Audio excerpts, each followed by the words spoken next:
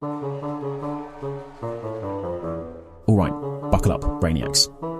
Today, we're cracking open a spicy question that's been lurking in the shadowy corners of the MBTI and neurodiversity rabbit hole.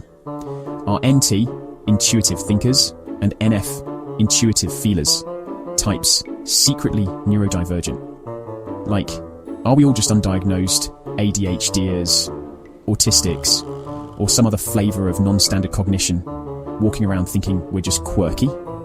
Let's get into it. Now, before the MBTI purists and the clinical psychologists start a Twitter war in the comments, let's be clear. This is not a diagnosis.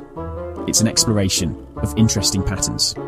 So if you're about to angrily type, MBTI isn't science, relax, we know. It's just fun to connect dots, and honestly, we're really good at that.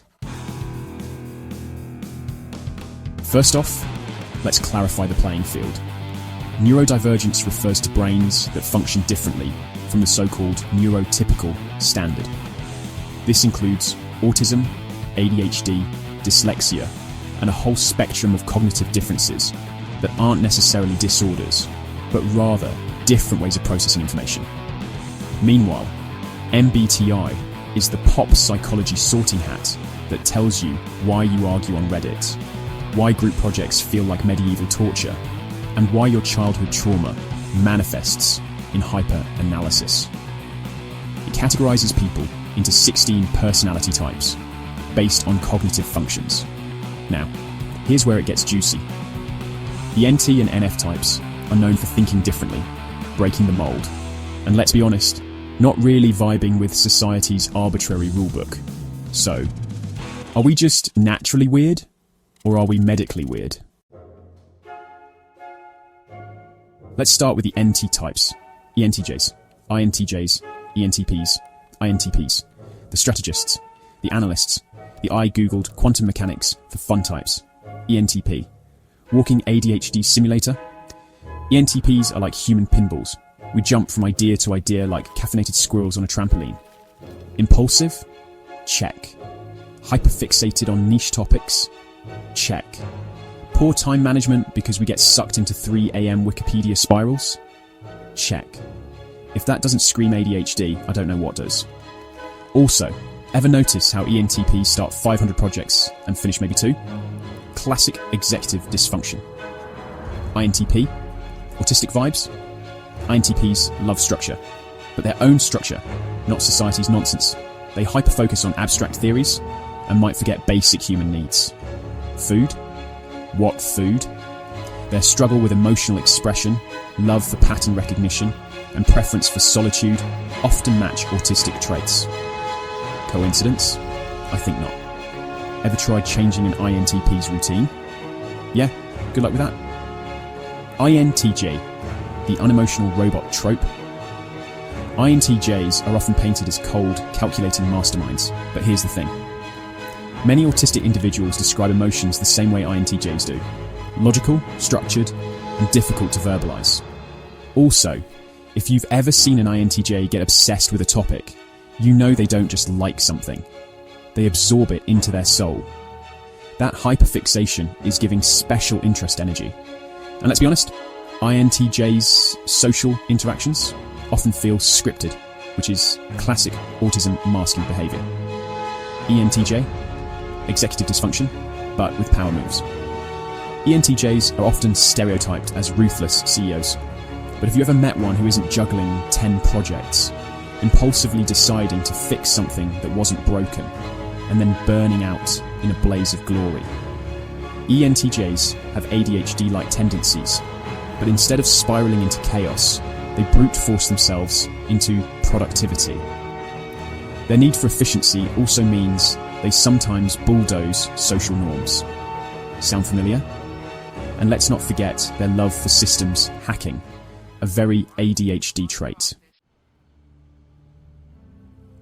Now, onto the NF types.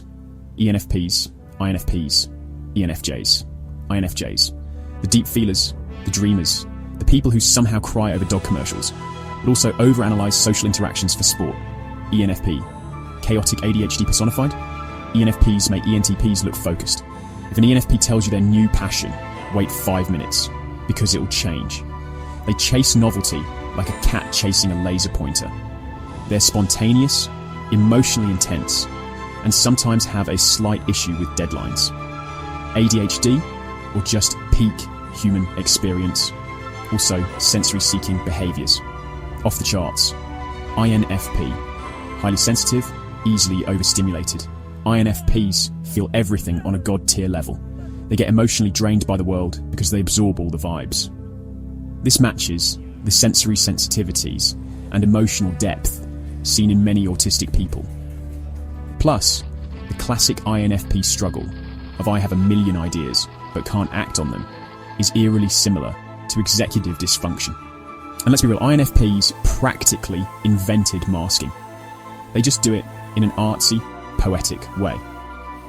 INFJ, psychic or just really good at pattern recognition. INFJs are rare, and their mystical I see through your soul vibe is eerily close to what some neurodivergent folks describe as hyper-empathy.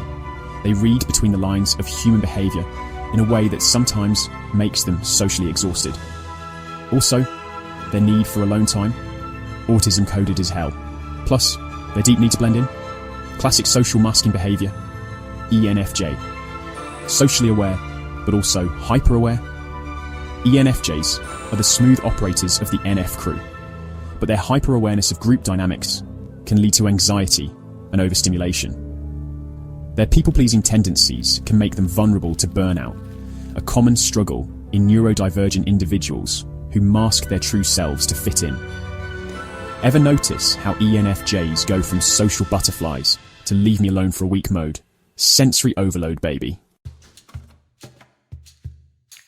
So, does this mean all NTs and NFs are neurodivergent? No.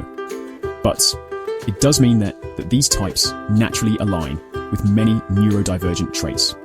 MBTI categorizes cognitive preferences, while neurodiversity describes actual brain function. There's no scientific proof that MBTI types correspond with neurodivergence. But let's be real, NTs and NFs often feel different from the norm, process information in unusual ways, and struggle with the rigid expectations of neurotypical society. Could it be that MBTI is just a way of explaining neurodivergent cognition in a way that's more socially acceptable? Are all NTs and NFs just undiagnosed neurodivergents roaming the earth, trying to function in a world that wasn't built for them?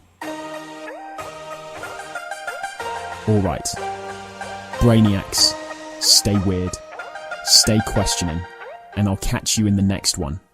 Peace.